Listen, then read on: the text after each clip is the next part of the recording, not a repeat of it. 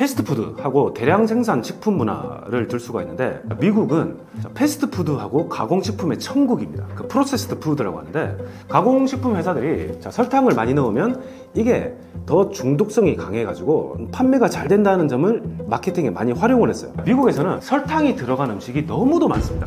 거의 모든 가공식품에 설탕, 시럽, 인공 감미료가 들어가는데, 미국인들의 비만율이 세계 최고 수준인데요. 2024년도 기준으로 미국 성인의 거의 42%가 비만입니다. 미국 원주민들을 인디언 보호구역에 가두거나 백인들이 주로 먹던 음식 재료인 밀가루, 기름, 그리고 설탕을 줬대요. 근데 문제가 뭐냐? 원래 미국 원주민들이 겪지 않았던 성인병들을 앓기 시작한다. 당뇨나 관련된 여러 질병들이죠. 원래 그런 질병들은 원래 미국 원주민들이 겪었던 그런 질병들이 아니었대요. 스팸이 미국에서 어느 정도로 인기가 있는가? 1990년대를 생각해보면 미국인들이 연간 약 1억 2,200만 캔의 스팸을 소비를 했어요. 스팸은 미국 가정의 30% 정도가 소비하는 음식이고, 전 세계에서 가장 스팸 소비를 많이를 하는데, 안녕하세요. 반갑습니다. 미국학을 전공했고 컨텐츠로 풀어낸 알기 쉬운 미국 문화 책을 쓴 김상조라고 합니다. 미국인들이 단 음식을 좋아하는 이유는 여러 가지 측면이 있겠지만은 문화적, 역사적, 그리고 생리적 요인이 복합적으로 작용하기 때문이라고 생각합니다. 그래서 역사 문화적 배경을 말씀드리자면은, 원래 설탕이라는 게 화이트 골드, 백금이라고 불렸거든요. 그래서 그만큼 이제 귀하고 비싸가지고 왕족이나 귀족들만 소비를 할 수 있는 사치품이었어요. 근데 이게 사치품이 되다 보니까 내다 팔면은 어마어마한 돈을 벌 수 있을 거 아니에요. 그래가지고 아프리카, 카리브해, 그리고 미국, 그리고 영국 섬까지, 본국까지 연결되는 그 삼각무역, 노예 삼각무역이 만들어지게 되는데, 이 설탕 때문에. 그래서 이제 그 17세기, 18세기 동안에 대서양 노예 무역을 통해서 카리브해에서 이제 대량으로 설탕이 생산되기 시작해요. 그러면서 이것들이 미국으로 수입되면서 설탕이 쉽게 구매할 수 있는 값싼 재료가 되는데, 그거를 또 촉발시킨 게 19세기 중반부터 말까지 이어진 그 산업혁명이었는데, 산업혁명이 설탕 관련된 제품들이 어떤 대량 생산이 가능해져서 결국 이제 설탕 제품들이 대중화가 된 이유를 제가 말씀드릴 수 있을 것 같고, 그리고 패스트푸드하고 대량 생산 식품 문화를 들 수가 있는데, 미국은 패스트푸드하고 가공식품의 천국입니다. 그 프로세스드 푸드라고 하는데, 가공식품 회사들이 설탕을 많이 넣으면 이게 더 중독성이 강해가지고 사람들이 그거를 구매를 많이 해서 판매가 잘 된다는 점을 마케팅에 많이 활용을 했어요. 예를 들어서 코카콜라, 펩시 같은 탄산음료가 세계적인 인기 있는 것도 설탕이 주는 강한 만족감이 아닌가를 생각해 볼 수 있겠습니다. 그리고 또 문화적으로도 생각해 본다면, 미국이 디저트 문화, 축하의 의미가 담긴 그런 문화들이 있는데, 특히나 이제 생일 때 뭐 먹습니까? 축하한다고 그러면 케이크를 주죠. 생일 때 이제 케이크를 주고, 특히 명절 때, 예를 들면 헬로윈 때 트릭 올 트리트 이래가지고 사탕을 주는 그런 문화들이 있죠. 그리고 추수감사절 때는 특정한 어떤 파이 같은 거를 만들어가지고 먹는 그런 문화가 있어가지고, 미국의 중요한 날들에서는 설탕 관련된 제품들이 소비가 되는 그런 문화적인 측면도 생각해 볼 수가 있겠습니다. 그래서 달달한 음식을 먹는다는 것은 행복한 순간 된다라는 인식이 강해서 그런 게 아닐까 생각해 볼 수 있을 것 같고, 두 번째는 생리학적인 요인을 생각해 볼 수 있겠습니다. 잘 아시다시피 설탕은 뇌에서 이제 도파민을 이제 분비를 시키는데, 단맛을 먹으면 도파민이 분비가 되어서 기분이 좋아지죠. 특히 이제 스트레스 받을 때 단 음식을 찾는 이유도 이 때문이 아닌가 생각합니다. 그리고 미국의 음식 산업과 소비자 습관을 좀 말씀드리고 싶은데요. 미국에서는 설탕이 들어간 음식이 너무도 많습니다. 거의 모든 가공식품에 설탕, 시럽, 인공 감미료가 들어가는데, 심지어 우리가 미국 마트에 가서 사 먹는 식빵 있죠. 그 하얀 식빵 안에도 어마어마한 양의 설탕이 들어가 있다는 거. 심지어 샐러드 드레싱, 소스에도 설탕이 포함되어 있습니다. 그리고 미국은 콜라 같은 소다 소비량이 세계 최고 수준인데, 우리가 봤을 때 미국인들이 조금 의아하다고 생각되는 부분이 탄산음료를 물처럼 마신다는 거예요. 그리고 우리나라 패스트푸드점하고 다른 게, 미국의 패스트푸드점을 가면은 탄산음료 리필이 무제한이라는 거. 내가 먹고 싶은 것만큼 섭취하도록 그렇게 돼 있는 문화이고, 어릴 때부터 미국 아이들은 단맛에 익숙한 식습관을 가지게 됩니다. 예를 들면 아침에 초콜릿 시리얼, 또 아침에 미국인들이 잘 먹는 팬케이크 있죠. 그 팬케이크를 먹을 때도 시럽 같은 거를 따라가지고 이렇게 같이 먹는데 그게 시럽도 엄청 달아요. 또는 젤리 샌드위치 같은 그런 음식들을 자주 먹어요. 그래서 어릴 때 단맛에 길들여지면 성인이 되어서도 단 음식을 계속 찾게 되는 그런 요인도 생각해 볼 수 있겠습니다. 안 좋을 수밖에 없겠죠. 미국인들의 비만율이 세계 최고 수준인데요. 2024년도 기준으로 미국 성인의 거의 42%가 비만입니다. 그리고 비만 관련된 질병들을 많이 겪고 있는데 특히나 고혈압, 당뇨병을 가지고 있는 환자들이 급증하는 추세라고 합니다. 그리고 또한 소화비만도 심각해가지고 설탕이 많이 들어간 음식을 자주 먹는 것이 중요한 이유 중에 하나라고 보고 있습니다. 예를 들어서 설명을 드리자면 과도한 설탕을 섭취를 하게 되니까 체지방이 증가한다고 하죠. 그래서 미국에서는 설탕이 들어간 가공식품, 탄산음료, 디저트, 패스트푸드를 쉽게 접할 수 있어가지고 이게 인슐린 저항성을 좀 높이고 지방으로 저장되는 에너지가 많아져서 비만 위험을 증가시킨다고 보고 있습니다. 그리고 또한 당뇨병, 대사증후군 위험도 증가를 시키고요. 여담인데 미국 원주민들이 백인들한테 땅을 다 뺏기고 결국에 어디로 쫓겨나게 되냐면 우리들이 알고 있는 인디언 보호구역 있죠. 보호구역으로 쫓겨나게 되는데 이제 백인들이 미국 원주민들을 인디언 보호구역에 가두고 난 다음에 먹을 거를 줘야 되잖아요. 근데 어떤 거를 줘야 될지를 몰라가지고 백인들이 주로 먹던 음식 재료인 밀가루, 기름, 그리고 설탕을 줬대요. 원래 미국 원주민들한테는 없던 식재료들이었어요. 그래서 이 한정된 재료를 가지고 미국 원주민들이 무엇을 만들어 먹기 시작하냐면 튀김빵, 그러니까 프라이 브레드라고 하거든요. 거의 이 프라이 브레드는 지금 미국 원주민들한테는 거의 소울푸드가 될 정도로 그 당시에 미국 원주민들한테는 이게 생존을 위한 음식이었어요. 밀가루로 한정된 재료인 밀가루로 빵을 튀겨가지고 열량을 극대화시켜서 가족들하고 나눠 먹는 생존을 위한 음식이 됐던 거죠. 근데 문제가 뭐냐? 음식을 튀긴 기름빵, 설탕을 섞어가지고 먹다 보니까 원래 미국 원주민들이 겪지 않았던 성인병들을 앓기 시작한다는 거예요. 당뇨나 관련된 여러 질병들이죠. 원래 그런 질병들은 원래 미국 원주민들이 겪었던 그런 질병들이 아니었대요. 성인병들이. 그래서 백인들이 준 이 재료들 때문에 그 병 때문에 지금 고생하는 미국 원주민들이 상당히 많이 있다.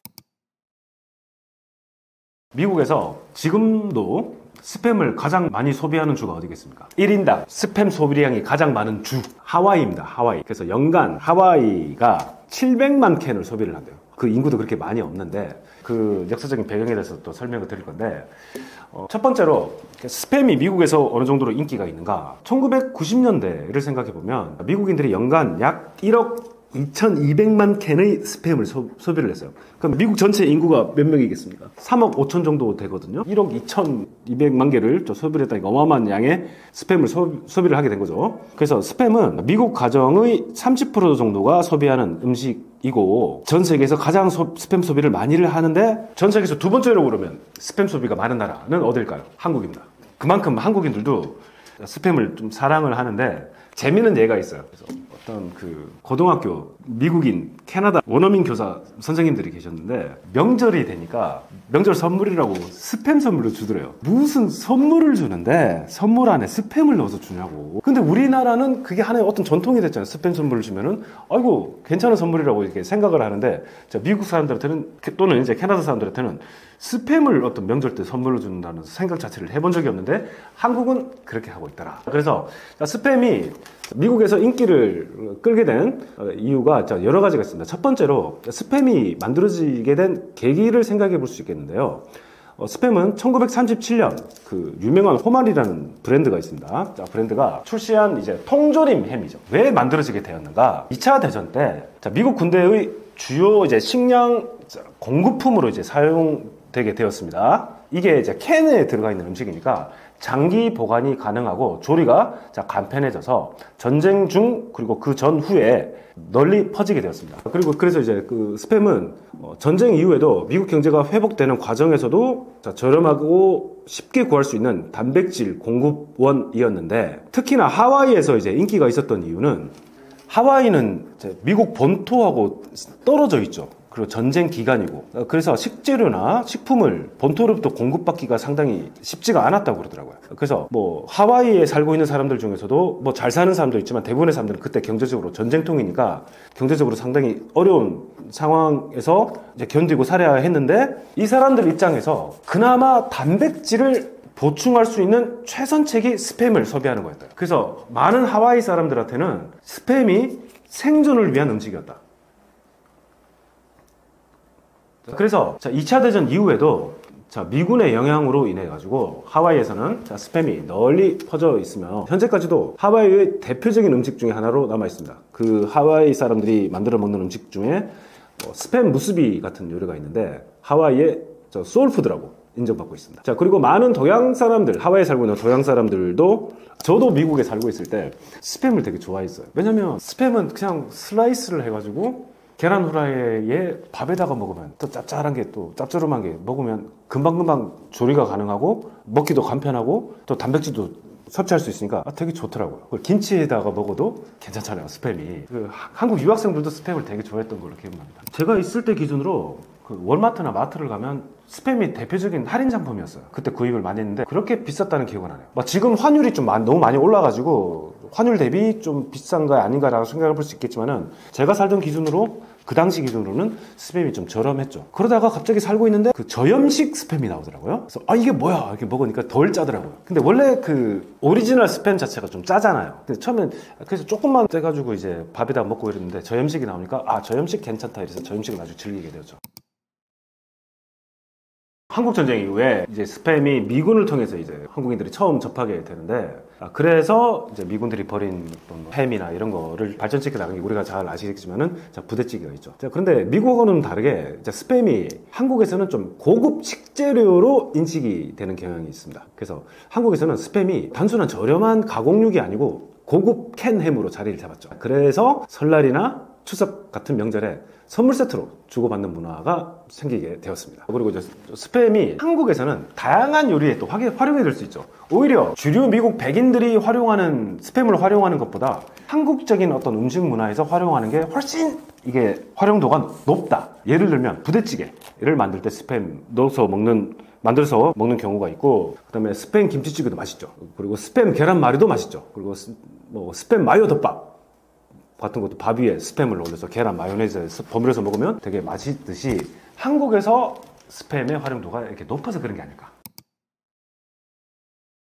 예를 들어서 제가 이제 미국에서 대학원을 나왔으니까 공대 대학원이죠. 컴퓨터공학, 기계공학, 공대 대학원을 가보면 대학원생들 있죠. 대학원생들이 어느 국적 출신들인가를 보면은 중국 유학생 3분의 1, 인도 유학생 3분의 1, 한국 유학생 3분의 1이에요. 그러면 생각을 해보시면 중국 인구가 거의 한 14억 되고 인도 인구도 만만치 않죠. 근데 우리나라 인구는 한 5천만 명 된단 말이에요. 근데 14억 명 중에 뽑혀온 학생들, 그만한 또 인구 출신 인도 학생 3분의 1에 견주어서 5천만 명 중에서 뽑혀온 이 많은 한국 유학생들이 잘해내고 있단 말이에요.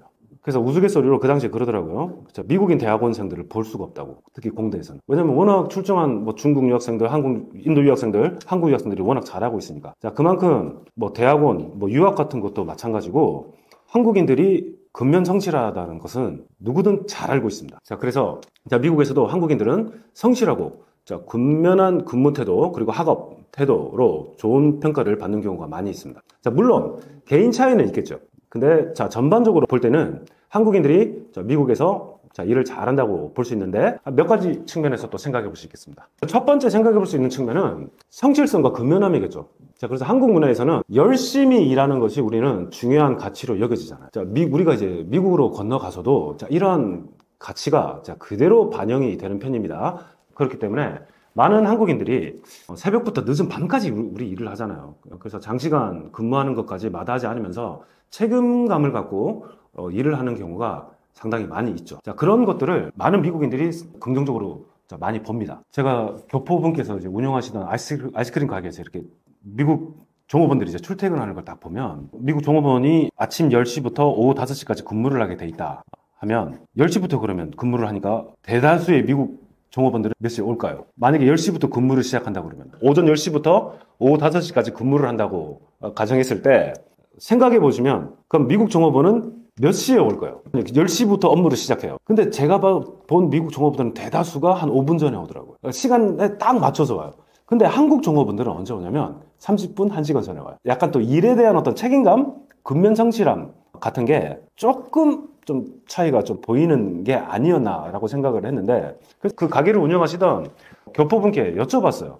한국 종업원이 만약에 똑같이 10시부터 근무를 시작한다 그러면은 미국 종업원은 딱 시간에 맞춰서 오고 한국 종업원은 30분 또는 1시간 전에 이렇게 와서 준비하고 업무를 시작한다 그러면 어떤 종업원을 더 선호하십니까? 라고 여쭤봤는데 저는 당연히 한국 종업원을 선호하실 거라고 생각을 했거든요. 미국 종업원을 더 선호를 하신대요. 자, 왜 그러냐면 10시부터 근무를 시작해서 5시까지 업무를 시작하면 5시에 10시부터 칼같이 와서 5시 칼같이 맞춰서 업무를 마치고 퇴근하는 종업원을 가장 선호를 한대요. 왜냐면 만약에 한국 어떤 종업원들처럼 30분 일찍, 1시간 일찍 와서 일을 하면은 거기에 대한 어떤 책임은 보상은 어느 정도까지 해줘야 되는지 라는 어떤 그런 생각이 좀 들 때가 많이 있으시대요. 차라리 깨끗하게 10시부터 일을 시작했고 5시까지 했으면 거기까지 맞춰서만 임금을 주면 되는데 그 외적인 부분에 대한 어떤 금전적인 보상은 어느 정도까지 해야 되는지가 약간은 조금 그런 신경이 많이 쓰이신다고 그러더라고요. 그래서 그런 차이점도 생각해 볼 수 있겠다. 다만 말씀드린 건 그만큼 우리 한국 사람들은 열심히 일하는 것에 대한 어떤 중요한 가치를 두고 있다는 것. 자, 그리고 두 번째, 우리는 이제 높은 교육 수준과 전문성을 가지고 있죠. 그래서 전 세계 어떤 나라들보다 우리는 교육 수준이 상당히 높고 많은 한인들이 미국에 가서 의사, 변호사, 교수, 엔지니어, IT 전문가 같은 전문직이나 화이트 칼라 직종으로 많이 진출을 했죠. 비율상으로 봤을 때 다른 이민자 그룹에 비해서 한인 이민자들이 이 분야로 진출하는 퍼센티지가 상당히 높다는 겁니다. 자, 그리고 세 번째는 사업 수완하고 창업 정신 같은 걸 또 생각해 볼 수가 있는데 많은 한인분들이 그 자영업에서도 강한 모습을 좀 보여주십니다. 그래서 이분들이 주로 처음에 1세대 이민자분들이 진출을 어느 분야로 많이 하셨냐면 아까 말씀드렸던 미용용품점, 뷰티 서플라이로 진출을 많이 하셨고 그리고 세탁소도 많이 진출을 하세요. 그리고 식당 운영하시는 분들도 많이 계시고 아니면 마켓 또는 도소매업 정도 그리고 또한 청소업도 많이 운영을 하세요. 그리고 또 운영을 많이 하시는 게 네일샵이죠. 그 미국 캘리포니아 쪽은 베트남계 이민자들이 네일샵을 지배하고 있고 한인분들은 그 뉴욕을 기반으로 한 동부 지역 네일샵들을 주도하면서 이제 운영을 하고 계세요. 원래 네일샵이란 자체가 서비스를 받기에 비용이 상당히 많은 비싼 서비스였다고 그러더라고요. 그래서 이거를 보통 내가 만약에 기존의 미국인들이 네일 서비스를 받으면 한 20만 원 정도 냈던 서비스였다고 그러면은 한인분들이 한 5만 원 선에서 서비스를 다 받아볼 수 있는 그런 형태로 네일 서비스 자체를 이제 대중화를 시키셨어요. 그리고 우리는 거기다가 또 손기술이 또 좋으시잖아요. 그리고 우리는 또 네일에 대한 어떤 그런 기술 자체가 또 있는 분들이 좀 많이 계셨고, 그리고 또 많은 분들이 운영하셨던 이유가 언어적인 장벽 때문에 운영하시게 된 경우도 있는데, 그래서 이런 여러 복합적인 이유로 인해서 그 한인들이 운영하는 네일샵들이 큰 인기를 얻게 되었습니다. 그리고 이제 서부 쪽은 캘리포니아 쪽을 중심으로 해서 그 베트남계 사람들이죠. 그 베트남계 사람들이 1975년에 베트남이 패망하고 나서 보트 피플이라고 하죠. 자, 이분들이 난민으로서 이제 미국을 오게 되는데, 자, 이 사람들에 대한 그 정착 지원으로서 미국 정부에서 많은 또 미국 민간 단체에서 베트남 난민 출신 이민자들에게 그 네일 기술들을 가르쳐줘요. 왜냐면 이거 자체는 창업 비용도 그렇게 많이 들지 않고도 뭔가 아시아계 사람이라면 해볼 수 있는 직종 중에 하나라고 생각을 해가지고, 그래서 캘리포니아를 중심으로 해서 베트남 사람들이 자기들의 사업을 점점 확장을 해 나갔어요. 그리고 이제 또 생각해 볼 수 있는 거는 그 다문화 환경에서의 어떤 한인들의 적응력을 또 생각해 볼 수 있는데, 우리가 뭐 잘 아시다시피 미국 사회는 다양한 문화와 인종이 공존하는 곳이잖아요. 근데 한국인들은 비교적 빠르게 환경에 적응하고 배워나가는 그런 특징이 있습니다. 워낙 우리 한반도 자체가 우리 역사를 보면은 질풍노도 어마어마한 어떤 그런 역사적인 뭐 전쟁, 온갖 고난 이런 거를 우리는 수시로 맞닥뜨리면서 이겨내고 살아왔던 그런 민족이라서 그런지 모르겠는데, 그런 어떤 새로운 환경에 빠르게 적응하고 배워나가는 그런 특징이 있는 것 같습니다. 특히나 이민 1.5세대, 2세대들은 영어하고 한국어를 모두 잘 하니까 미국 기업에서도 원활하게 소통하며 일하는 경우가 많이 있습니다. 여담인데, 석박사 지도 교수님께서 유태계 유태인이셨는데 저한테 항상 하시는 말씀이 어떤 말씀이었냐면, 유대인만큼 근면성실하고 교육에 대한 어떤 강조를 하고 사는 사람들을 보면 한국 사람들 같다고 항상 그렇게 말씀을 하시더라고요. 그만큼 한국인들이 근면성실하다고 언제나 칭찬을 하셨습니다. 자, 그래서 한국인들 포함한 많은 동양계 사람들 있죠. 뭐 중국계 이민자들, 일본계 이민자들이 워낙 근면성실하게 열심히 일을 해서 뭔가 사회적인, 경제적인 성공을 조금씩 성취를 해 나가니까 이 사람들에 대해서 어떤 정치적인 어떤 표현이 만들어지는데 모범적 소수자, 그래서 모델 마이너리티라고 해서 아주 귀감이 되는 마이너리티라고는 하는데 이건 어떤 정치적인 목적을 가지고 만들어진 표현이었습니다. 그래서 어떤 정치적인 목적이었냐면 1960년대에 흑인 민권운동, 여러 가지 이제 민권운동이 일어나서 흑인들의 어떤 민권을 증진하고자라는 그런 노력들이 많이 있었는데 주류 백인들이 흑인들에 대한 공격으로서 아무것도 없이 영어도 제대로 못하는 상태에서 빈털터리로 미국으로 와서 이렇게 성공을 일구어낸 동양 사람들 봐라. 너희 흑인들은 뭐니? 라고 하면서 또 한국인 같은 그런 모델 마이너리티가 흑인들을 좀 공격하는 하나의 어떤 용어로서 정치적 표현으로서 많이 이용이 됐다. 생각해 볼 수도 있겠습니다. 겉보기에는 되게 칭찬같이 들리거든요. 모델 마이너리티 이러면은 칭찬같이 보잖아. 근데 나중에 생각해 보니까 그게 좀 게으르고 일 제대로 하지 않는 흑인들, 아니면 히스패닉계들을 공격하기 위한 하나의 표현으로서 이용되어졌다라고 보는 사람들도 좀 있습니다. 일단은 그 개인적인 경험을 좀 말씀드려 볼게요. 동양 사람들을 주류 백인들이 어떻게 보는 경향이 있냐면 영원한 타자, 그 permanent other라고 하거든요. 영원한 타자로 보는 측면이 있어요. 그래서 이게 무슨 말이냐? 똑같은 미국인이지만은 내가 동양계 미국인 이러면은 미국의 영원히 이제 뿌리 받고 살지 않는 언젠가는 좀 돌아가야 될 사람들이라는 이미지가 있죠. 그리고 동양 사람들에 대해서는 기본적으로 영어를 잘 못한다는 그런 게 있어요. 그래서 처음에 딱 갔을 때 좀 베이비 취급 당한다는 느낌? 그래서 Do you speak English? 이러면서 영어를 그때 처음에는 잘 못했으니까 저렇게 물어보는 갑다라고 생각을 했는데 나중에 박사학위 받고 한국으로 돌아가는 그 전날에 마트에서 이제 계산하는데 제가 또 동양 사람이니까 여전히 Do you speak English라고 하더라고요. 한 10년 지나서 이젠 영어가 좀 되는데도 동양 사람들에는 이미 자기들이 가지고 있는 어떤 고정관념이 있더라. 그리고 동양 사람들은 커뮤니케이션에 있어서 조금 미국 사람들보다 좀 덜하다는 생각이 있죠. 대표적으로 미국 사람들은 모르는 사람하고도 대화를 잘해요. 가서 지금 되게 신기했거든요.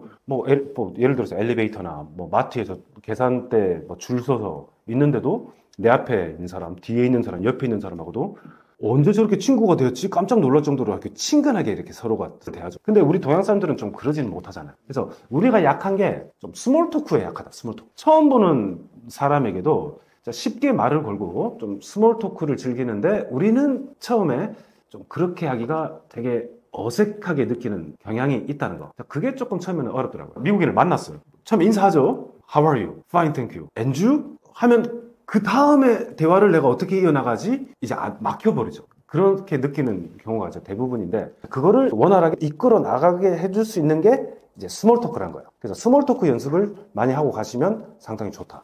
날씨에 관한 이야기든지 아이고 오늘 날씨 좋네요. 오늘 비가 엄청 많이 내렸습니다. 지난주 미식 축구팀 아이고 우리 홈팀이 좀 졌네요. 이런 좀 스몰 토크 같은 거 있죠. 자, 그런 연습을 하고 가시면 좋지 않겠나. 자, 그리고 또 두 번째 어려움은 미국이라는 나라 자체가 좀 개인주의 문화잖아요. 자, 우리는 약간 좀 집단적인 문화 나고 자란 사람인데 이 개인주의란 건 무엇인가? 자, 미국식 개인주의는 자기 주장과 독립성이 아주 강하다는 거예요. 자, 그래서 회사에서도 상사가 부당한 요청을 하면은 미국 사람은 과감하게 노라고 말을 할 수 있는 반면에 자, 우리는 어쩔 수 없이 알겠습니다라고 하면서 자, 속으로는 되게 힘들어하는 경우가 좀 많이 있어요. 자, 그리고 그룹 활동에서도 개인이 중심이 되는 경우가 많아가지고 자, 팀워크에 익숙한 한국인에게는 좀 적응이 필요하다. 자, 그래서 반면에 그리고 한국에서는 조직과 관계 중심으로 문화가 강하고 윗사람과의 관계를 되게 중시하는데 미국인들은 좀 수평적인 관계가 아닌가 그런 차이점이 좀 있다. 자, 그리고 또 세 번째 생각해 볼 수 있는 거는 식문화 차이가 있는데 미국인들이 좀 기겁을 하는 게 하나 있어요. 식사 초대를 해가지고 미국인이 어떤 한인 가정에 오죠. 왔으면 우리는 큰 냄비 테이블 중간에다가 큰 냄비에다가 우리는 나눠서 먹죠. 이렇게 서로 나눠서 먹는데 미국인은 절대로 음식을 나눠서 먹지 않는다. 자기가 먹을 것만 딱딱 해서 먹는 그런 문화적 차이가 있는데 식문화 차이를 이야기를 구체적으로 또 말씀드려 본다면은 한국에서는 반찬이 여러 개 나오죠.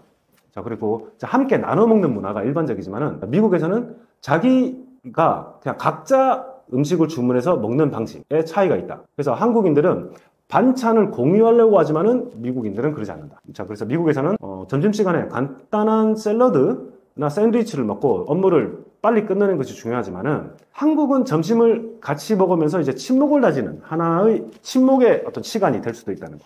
자, 그런 차이가 있는 것 같습니다.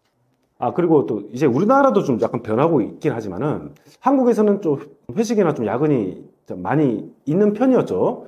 그리고 상사의 말을 조금 존중하는 분위기가 있지만은, 자, 미국인들이 중시하는 것은 우리도 좀 잘 알지만은 워라밸 있죠.를 중시하면서 업무와 개인 시간을 철저히 구분을 하는 그런 차이가 있지 않나. 자, 그리고 다섯 번째 또 생각해 볼 수 있는 게 뭐냐면, 자, 우리는 누군가가 좀 잘못했다, 좀 틀렸다라고 이제 지적을 할 때 그거를 받는 것도 좀 되게 익숙하잖아요. 이게 틀렸으니까 좀 고쳐봤으면 좋겠네 라고 하는데, 미국에서는 직접적인 그런 지적은 안 하더라고요. 자, 예를 들어서 미국에서는 이런 말이 있습니다. Constructive criticism이라는 말이 있어요. 건설적인 비평이라는 말이 있는데, 누군가가 잘못을 했죠. 예를 들어서 제가 만약에 논문을 써서 제 지도 교수님께 드렸죠. 그러면 외국인 학생 입장에서 논문 쓰면 얼마나 완벽하게 썼겠습니까? 틀린 부분도 많이 있겠죠. 그러면 교수님께서, 지도 교수님께서 그 논문을 읽으시면서 틀린 부분이 있으면은 딱 체크를 해놓으셨다가 저를 만나셔서 뭐라고 하시냐면은 항상 칭찬을 해주세요. 상조야, 정말 고생 많았고 다 잘한 것 같다. 그런데 네가 이 부분 조금 더 잘 다듬는다면은 이미 좋아 보인 네 논문이 더 멋진 논문이 될 수 있을 것 같다. 자, 고생했다 라고 칭찬을 해주시더라고요. 사람의 마음을 움직이는 힘은 몽둥이가 아니고 그 따뜻한 마음과 따뜻한 마음의 손길이라고 제가 느꼈는데, 교수님이 그렇게 말씀하실 때마다 더 잘하고 싶더라고요. 분명히 내가 잘못한 게 있을 건데, 아, 저렇게 나를 격려를 해주시는구나. 그럼 더 힘을 내서 내가 해봐야 되겠구나 라고 해서 미국 사람들이 누군가한테 지적을 해줄 때는 이렇게 돌려서 건설적으로 비평을 해주는 그런 컨스트럭티브 크리티시즘이 있더라. 자, 그게 우리하고의 문화적 차이점이 아닐까라고 생각해 볼 수 있겠습니다. 자, 그리고 이제 공공장소에서 보통 미국 사람들은 아까 말씀드렸지만은 모르는 사람들한테 Hi, 뭐 How's it going? 뭐 인사하자, How are you라고 인사를 하죠. 근데 우리는 모르면 그냥 모르는 대로 그냥 지나가잖아요. 자, 그렇게 지나가주는 게 우리는 예의잖아요. 자, 그리고 또 어떤 차이점을 생각해 볼 수 있냐면, 가정 및 그 육아 문화를 볼 수 있는데, 미국에서는 만 18세가 되면 이제 독립을 하죠. 그래서 대학교 가서 이제 부모님들이 자식들 기숙사에 이제 딱 떨궈주고 가면은 그때 막 많이 울더라고요. 미국 대학교에서. 아, 고등학교 때까지는 내 품에 있었지만 이제 이 대학교의 기숙사에 내려주면서 이제는 얘가 독립된 그 자신만의 어떤 삶을 살아가겠구나. 그래서 그때 눈물을 많이 흘리시는 걸 좀 봤는데, 한국에서는 부모가 자녀의 교육과 진로를 많이 관여를 많이 하시죠. 근데 미국에서는 아이들이 스스로 선택하고 이루어 나갈 수 있도록 격려해주는 그런 문화가 상당히 강하다. 자, 그래서 결론을 말씀드리자면, 한국인이 미국에서 가장 먼저 뭐 문화적 차이를 느끼는 부분은 뭐 인사법, 개인주의 문화, 식사 문화, 직장 문화, 그리고 공공장소에서의 어떤 행동 차이 등을 생각해 볼 수 있겠습니다. 이런 거를 잘 유념을 하시고 적응을 하시면 더 편안한 미국 생활을 할 수 있으실 것 같습니다. 제일 중요한 건 그거 같아요. 우리는 겸손이 미덕이잖아. 근데 미국에서는 나를 제대로 드러낼 수 있어야 하는 게 미덕인 것 같아요. 그래서 자기 PR이 아주 중요하다. 그래서 미국에서는 자신의 능력과 성과를 적절하게 남에게 잘 어필하는 것이 자연스러운 문화이니까, 우리나라 문화처럼 겸손이 미덕이네 라고 생각을 하시는 것보다는 자신을 낮추기보다는 적극적으로 표현하는 한인들이 성공을 하더라. 그래서 학교에서도 그렇고 사회생활적인 면에서도 그렇고 적극적으로 자기 표현을 할 수 있는 사람. 그리고 두 번째, 미국에서도 인맥이 좀 중요한 것 같아요. 그래서 네트워킹이라고 하는데, 네트워킹이 기회를 만든다는 그런 말이 있을 정도로 아주 중요합니다. 그래서 한인 커뮤니티에서만 머무르는 것이 아니고 미국 사회의 그 다양한 그룹 적극적으로 참여하는 사람들이 성공을 하더라. 자, 그리고 우리 한국 분들도 아무것도 없이 맨손으로 미국에 건너가서 노력하셨던 분들이 많이 계시잖아요. 그래서 그런 도전 정신, 그리고 창업 마인드를 가지고 계신 분들. 그래서 제가 캔자스에 있으면서 가장 큰 대도시가 캔자스시티거든요. 그래서 캔자스시티에서 성공을 하셨던 한인 분들, 교포분들을 보면 이런 분들이 많이 계셨던 것 같아요. 도전하시고 어떤 창업적인 마인드를 가져가시고 뷰티 서플라이, 요식업, IT 스타트업 등 다양한 분야에서 성공을 하시더라. 그래서 새로운 도전을 두려워하지 않는 분들이 성공할 확률이 많이 높더라. 미국적인 개인주의, 다양한 인종 문화가 공존하는 환경에 내가 살고 있다는 것을 정확히 인식을 하시고, 한국적인 사고방식만 이제 고집하지 마시고, 미국식 사고방식과 업무 스타일을 유연하게 받아들이는 것이 중요하다고 생각하시는 분들이 성공을 하시더라. 자, 그래서 결론을 말씀드리자면, 미국에서 성공하는 한인분들은 PR, 적극적인 자기 표현을 하시는 분들, 네트워킹을 잘 갖추신 분들, 그리고 도전적인 창업적 마인드를 가지신 분들, 그리고 전문 기술, 문화적 적응력을 갖춘 경우가 많이 있으시고, 반면에 가족 문제, 문화적 적응의 어려움, 경제적 이유,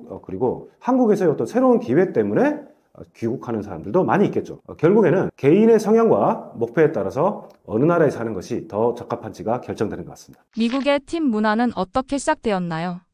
미국의 팀 문화는 19세기 후반 유럽에서 유래를 했습니다. 부유층 미국인들이 유럽을 여행 가다 보니까 종업원들에게 팁을 주는 관행이 있는 것을 알게 되었거든요. 그래서 팁이란 것은 유럽에서 원래 중세유럽에서 귀족들이 하인에게 추가로 보상을 해주는 마스터 서프 개념이 있었는데, 이 관행이 19세기까지 이어졌고, 당시 유럽을 여행하던 미국인들이 미국으로 도입하게 되었습니다. 그러다가 팁이 미국에서 언제 이렇게 확산이 되기 시작했냐면, 남북전쟁, 그러니까 1861년부터 1865년 이후에 흑인들이 이제 노예 해방이 되고 나서 이 사람들이 호텔, 레스토랑, 그리고 철도 등에서 저임금 노동자로 고용되는 경우가 많았습니다. 근데 이 백인 고용주들이 정상적인 임금을 주기 싫으니까 흑인 종업원들한테 일정 작은 금액만 임금으로 주고 나머지는 팁을 받게 하는 형식으로 그런 관행을 만들었는데, 이렇게 해서 팁이 전국적으로 확산되는 계기가 되었습니다. 그렇다고 해서 미국 사람들이 팁이 처음에 생겨나기 시작해서부터 그걸 환영했던 건 아니었습니다. 특히나 20세기 초반에는 팁 문화가 상당히 논란이 많이 되었어요. 어떤 일부 주에서는 팁을 금지하는 법을 제정하기도 했는데, 근데 이런 법들이 오래가지 못했습니다. 그래서 결국 팁이라는 것이 미국 서비스 산업에서 중요한 관행으로 자리 잡게 되었습니다. 미국 내 한식당의 성공 사례와 혁신적인 팁 문화 개선 사례 있었다는데 어떤 사례인가요? 미시간에 한식당을 운영하는 분이 계셨는데요. 이분이 보시니까 팁을 받는 종업원들은 최저임금을 받지 못하고, 미시간주의 최저임금이 10.33인데 팁을 받는 노동자들한테는 정상적인 그런 금액을 지불하지 않아도 되는 법이 있습니다. 그래서 3불 25 정도만 지불을 하고 나머지 금액은 팁으로 이제 충당하게끔 했는데, 이 가게가 이제 장사가 잘 되다 보니까 어마어마하게 많은 팁을 이제 벌어가게 돼요. 근데 상대적으로 주방에서 일하는 주방장이나 요리를 하는 분들이죠.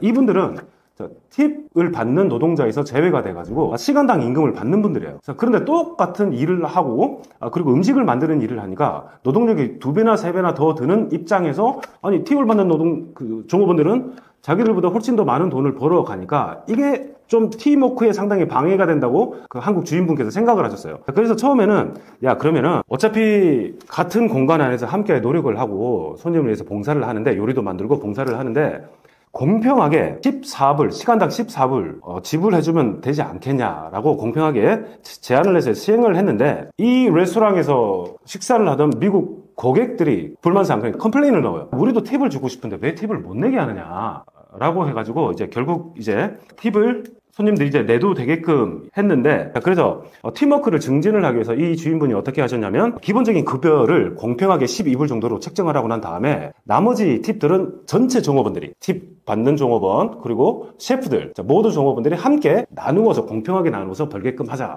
이래서 팀워크도 살아나고 그리고 공평하게 어떤 그런 팁 금액들이 분배가 돼서 레스토랑이 잘 운영이 되는 그런 성공적인 사례로 보였습니다. 만약 한국에 팁 문화가 들어온다면 어떻게 될까요? 만약에 바꾸어서 생각을 해본다면, 지금은 미국이 전통적으로 팁을 주고받는 그런 문화였잖아요. 그러면 그런 문화가 아니고 팁을 안 주는 문화로 바꾸면 미국은 어떻게 될까 생각을 해볼 수 있는데, 우리는 팁을 주는 문화가 아니었는데 만약에 팁을 주는 문화가 도입이 되었다 그러면 긍정적인 부분도 있을 것 같고 부정적인 면도 있을 것 같습니다. 첫 번째, 긍정적인 면을 생각을 해본다면은 서비스 질이 좀 향상이 될 수 있지 않을까. 왜냐하면 최저임금만 받는 노동자들이 팁을 더 받기 위해서 보다 더 많은 노력들, 봉사를 손님들에게 할 수 있으니까 서비스 질이 좀 향상될 수 있겠다는 생각도 해볼 수 있을 것 같고, 두 번째는 서비스업 종사자의 어떤 소득 증가도 기대해 볼 수 있을 것이며, 국제적 기준과의 어떤 조화도 조금씩은 맞춰 나갈 수 있지 않을까라고 생각도 해볼 수 있겠지만, 부정적인 측면도 생각해 볼 수 있겠죠. 왜냐면은 팁이 강제적인 어떤 그런 문화로 자리 잡으면은 기본 서비스 요금이 오를 수 있는 그런 물가 상승을 부추길 수 있는 그런 요인이 될 수 있을 것 같고, 그리고 자발적으로 어떤 서비스에 대한 감사를 생각해서 감사합니다라고 나오는 어떤 그런 문화가 아니고, 이 반강제적으로 내가 뭔가 돈을 내고 와야 된다는 그런 심리적인 어떤 그런 서비스를 받고 있다면은 손님 입장에서 상당히 불편할 수도 있을 것 같고, 그리고 또 무엇보다도 또 소비자들의 부담이 크게 증가할 수 있겠죠. 왜냐하면 이미 우리는 높은 외식비, 그리고 우리가 기존에 내지 않았던 그런 배달비까지 내고 있는데 거기다 추가해가지고 팁까지 이렇게 내고 온다면은 소비자 부담이 너무도 이제 클 것 같다는 그런 생각도 해볼 수 있을 것 같습니다. 자, 그리고 최저임금을 지불해주는 고용주 입장에서도 팁을 받아가지고 돈을 많이 벌고 있네. 자, 그러면은 굳이 최저임금까지 다 맞춰서 줄 필요 없겠구나 라고 하는 고용주의 어떤 약간 착취적인 면도 또 생각을 볼 수 있겠죠. 정말 저를 잘 돌봐주셨던 그 교포분께서 운영하시는 아이스크림 가게에서 이제 알바를 했는데 알바가 참 재밌었습니다. 그 카운터에 그 팁자라고 있었어요. 그 미국 사람들이 이제 단 거를 좋아하잖아요. 아이스크림 좋아하고. 그래서 이제 그때만 해도 이제 현금으로 계산하는 경우가 많았으니까 대부분의 어떤 동전 같은 거는 다 그 팁자, 그 병에다가 이렇게 동전을 놓고 가든지 아니면 서비스가 되게 고마웠다 이러면은 뭐 지폐 같은 것도 또 주고 가게가 이제 마치고 나서 이렇게 딱 보면은 그 팁이 어마어마하게 많이 쌓여 있었어요. 굳이 팁을 안 줘도 되는 그런 공간이었는데도 사람들이 그렇게 감사하면은 팁을 주고 가는 그런 문화들이 있더라는 거. 그래서 되게 신기했어요. 그래서 공평하게 나중에 종업원들이 그걸 다 나누더라고요. 이제. 그런 돈마저도 이게 상당히 짭짤했다는 거. 미국에서 한인들이 운영하는 미용용품점이 많은 이유는 무엇인가요? 제가 미국에 있었던 2000년대 초반만 해도 미국 대도시를 가면은 도심지 근처에 보면 흑인 빈민촌이 있습니다.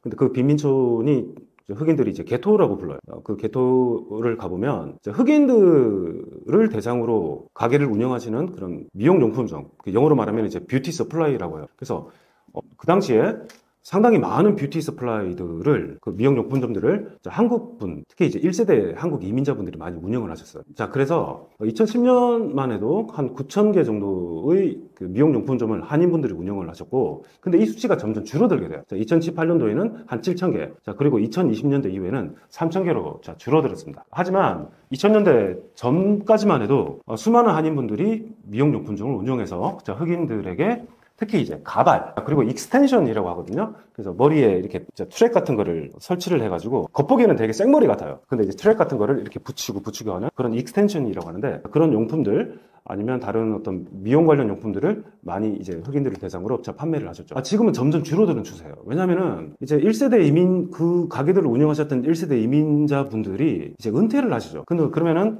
1.5세대, 2세대에 되는 그 자손들이 그런 가게를 또 운영하기를 좀 되게 꺼려해요. 그래서 보통 1세대 분들은 자식들을 위해서 많은 희생을 하시죠. 그래서 그럼 자식들은 좋은 대학을 나와서 화이트 칼라, 아니면 전문직 직장을 갖도록 이렇게 많이 교육을 시키고 희생을 하셔가지고 결국에는 이제 1.5세대, 2세대 자녀들이 그 가게를 물려받고 운영을 하거나 하는 그런 경우는 점점 줄어드는 게 되겠죠. 그리고 게토에서 미용용품점을 운영하는 자체가 상당히 많이 위험해요. 그래서 제가 있을 때 저랑 동갑이었던 알고 지내던 미용용품점을 운영하던 친구가 이민 온 친구였는데 소식이 었길래 보니까 지역신문에 나왔더라고요. 총기 사고로 강도 당해서 이렇게 사망을 했다고. 그래서 어떤 강도 사건이나 이런 것들이 비일비재 해가지고, 그래서 제가 그때 경험했던 게토에서 미용용품점을 운영하시던 분들은 정말 좋은 분들이었는데 그런 어떤 생명의 위험도 좀 감수를 하시면서 그렇게 운영을 하시더라. 그러면 왜 이 한인 분들이 이민을 오셔가지고 그 위험한 게토에서 미용용품점을 운영하시게 되었나? 첫 번째로 많은 분들이 오셔서 언어적인 장벽에 부딪히시죠. 자, 그래서 보통 주류 백인들이 꺼려하는 직종들 있죠. 대표적으로 이제 게토에서 그런 미용용품점을 운영하는 거는, 그래서 게토 안에서 가게를 운영하는 자체가 힘들 수 있고 좀 위험하니까 주류 백인들이 그 시장 안에 들어가려고 하지 않아요. 어떤 한인 이민자들이 하나의 어떤 니치 마켓이라고 생각을 하셔가지고 거기 들어가서 이제 가게를 운영하시게 된 거죠. 자, 그래서 이제 그 당시에 뷰티 서플라이 시장이 비교적 이제 진입 장벽이 상당히 낮았어요. 자, 그리고 진입 장벽이 상당히 낮았고, 그리고 우리 한국 사람들 자체가 자영업을 하는 어떤 비중이 상당히 높으시잖아요. 그래서 영어로 말하면 이제 스몰 비즈니스가 되는데, 그런 스몰 비즈니스, 나만의 어떤 영업장을 그런 곳에서 운영을 하시는 분들이 많이 계셨다 보면 되겠습니다. 한인 미용용품점이 미국 내에서 성공할 수 있었던 배경에는 어떤 요소들이 작용했나요? 무엇보다도 그 한국과의 어떤 공급망을 연결을 잘 하셔가지고, 그러니까 도매, 소매, 그리고 한국에서의 어떤 제조업까지 그 네트워킹이 잘 갖춰져 있었어요.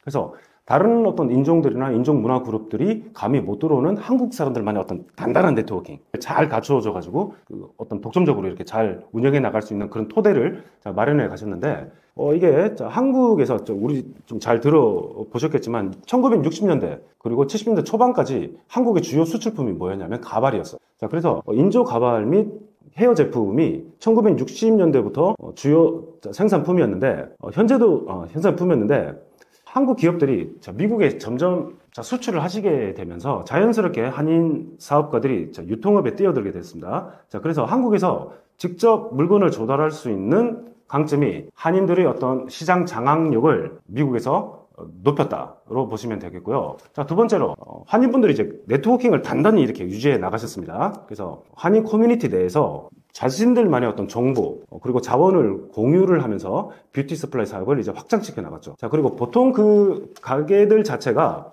가족 경영이 좀 일반적이었습니다. 그래서 기존 사업자가 새로운 이민자들이 오면은 창업 노하우를 자연스럽게 이렇게 전수해 주면서 한인 중심의 어떤 시장 구조를 형성하게 되었습니다. 자, 그리고 견고한 사업 모델과 높은 수익성도 이제 이야기해 볼 수 있겠는데요. 뷰티 서플라이 사업은 높은 마진을 기대할 수 있는 업종입니다. 특히 이제 가장 이윤이 많이 남는 게 뭐였냐면 가발이었어, 가발. 가발 아니면 그 익스텐션이었는데, 이 익스텐션 같은 이런 제품은 원가 대비 판매 가격이 높아가지고 비교적 안정적인 수익을 올릴 수 있었습니다. 자, 그리고 또한 또 말씀드려 볼 수 있는 게 개토를 제가 3년 동안 이렇게 왔다 갔다 해 봤는데 흑인들이 주로 이제 흑인들이 살고 있는 그 빈민촌이죠. 근데 거기에 가보면 전혀 거의 볼 수 없는 게 대형 그 슈퍼 체인이에요. 대형 마트. 우리로 말하면 월마트나 타겟 같은 그 대형 마트들이 그 안에 잘 안 들어가려고 해요. 자, 왜냐면은 그 안에서 어떤 뭐 절도나 여러 가지 위험 같은 게 좀 도사리고 있어가지고 대기업들이 그런 데 가가지고 자기들만의 브랜치를 설립을 해서 운영하는 것을 되게 꺼려하니까, 그래서 대기업의 어떤 관심 부족 같은 게 있어서 한인들이 지역 밀착형 소매점을 운영하면서 시장을 키울 수 있지 않았나 생각할 수 있겠습니다. 최근 한인 미용용품점이 겪고 있는 어려움이나 변화는 무엇인가요? 이제 대형 업체들, 월마트나 타겟 같은 대형 마트 업체들도 이게 좀 이윤이 남는다고 싶으니까 이제 흑인 관련된 어떤 미용용품들을 취급하면서 경쟁이 좀 치열해지기 시작했어요. 자, 두 번째, 아마존 같은 온라인 플랫폼이 더 저렴한 가격하고 빠른 배송을 통해서 한인들이 운영하는 오프라인 매장의 어떤 고객들을 빼앗고 있는 그런 상황이고요. 자, 그리고 두 번째 또 말씀드려 볼 수 있는 거는 이제 흑인 사업가들이 시장에 진입하기 시작해요. 왜냐면은 뷰티 서플라이 어떤 미용용품 시장 자체가 흑인 고객들을 대상으로 하다 보니까 아프리카계 미국인 사업가들의 시장 진입이 증가하고 있습니다. 자, 그래서 많은 흑인들 사이에서 어떤 이야기들이 있었냐면, 아니, 흑인들 돈 가지고 흑인이 필요한 어떤 그런 물건들을 사는 곳이 흑인을 통한 가게가 아니고, 흑인이 운영하는 가게가 아니고 한인들이 운영하는 가게라고 생각을 해서, 그럼 우리 흑인들은 도대체 뭘 하고 있나? 그래서 어떤 운동이 일어나기 시작하냐면 바이 블랙 운동 같은 거, 흑인이 운영하는 가게에서 흑인이 내가 필요한 물건을 산다, 그런 운동들을 확산시켜 나가기 시작해요. 자, 그래서 흑인 커뮤니티에서 흑인이 직접 운영하는 그런 매장에서 필요한 물품들을 구매하는 그런 경향도 강해졌습니다. 자, 그리고 이제 세 번째 생각을 보면 제품 공급망을 볼 수 있는데, 예전에는 이제 한국에서 제조하던 그런 물건들이 주로 이제 공장들이 중국으로 옮겨가죠. 아니면 다른 어떤 동남아 국가로 옮겨가게 되는데, 그쪽에서 생산되는 어떤 그런 어떤 물품들이 퀄리티도 상당히 좋아지기 시작해요. 자, 그래서 더 이상 한국에 있는 도소매 제조업자들과 그렇게 연결을 짓지 않고도 그렇게 물건을 공급받으면서 판매할 수 있는 그런 수단들이 생기는 거죠. 그래서 흑인 사업체들도 이제 중국에서 제조되는 그런 물품들을 다이렉트로 이렇게 수입해서 고객들 대상으로 판매하는 그런 형태로 나오게 된 면도 우리가 생각해 볼 수 있겠습니다. 자, 그리고 또 감소한 또 이유가 어떤 게 있냐면 소매 절도 및 안전 문제가 있어요. 그래서 어떤 한인분들은 가게를 운영하시던 한인분들은 내 자식 같으면 내가 이 가게는 물려주기가 싫다라고 말씀하셨어요. 이게 너무도 위험하기 때문에. 자, 그래서 미국 내 한인 뷰티 서플라이, 그러니까 미용용품점은 여전히 중요한 비중을 차지를 하고 있지만은 온라인 시장의 성장, 그리고 흑인 사업가들이 이 시장에 이제 진출을 하게 되고, 그리고 미국 대형 마트들과의 어떤 경쟁, 그리고 젊은 세대들 자체가 1.5세대, 2세대 자체가 그런 업종을 이제 더 이상 기피하게 되어가지고 이제 변화가 불가피한 상황이 되었습니다. 한국인을 유독 좋아하는 미국의 지역은 어디일까요? 제가 살았던 미국 중부, 캔자스, 네브라스카, 오클라호마, 그 밑에 있는 텍사스주부터 해서 그 옆에 있는 미국 남부주 있죠. 그런 주들을 다 뭉뚱그려가지고 뭐라고 하냐면 바이블 벨트라고 해요. 이 바이블 벨트에 살고 있는 사람들, 특히 기독교적으로 보수적인 사람들이 근면 성실함을 되게 높이 사요. 오히려 한국인이면 이런 지역에서 사는 게 되게 좋을 수가 있어요. 오히려 더 우호적이에요. 왜냐면 한국 사람들 와가지고 근면 성실하고 예의 바르잖아요. 뭔가 시키면 책임감이니까 뭔가를 끝까지 해내려고 노력을 하고 해서 보수적인 그런 바이블 벨트 지역에 산다 그러면은 되게 답답할 것 같고 차별받을 것 같고 그런데 오히려 아닐 수 있다는 거. 그리고 또한 뭐가 또 도와줬냐면 미국 남부의 바이블 벨트의 중심지가 어디겠습니까? 미국 남북 전쟁이 진행될 때 미국 남부 연합이죠. 남부 연합의 수도가 아틀란타 조지아주였거든요. 조지아주 바로 왼쪽이 알라바마주고 가장 이제 바이블 벨트의 핵심이 되는 그런 주들인데 지금 그 주들의 경제를 상당 부분 기여를 하고 있는 회사들이 현대 기어잖아요. 그래서 한국 기업들, 한국인들에 대한 이미지가 상당히 많이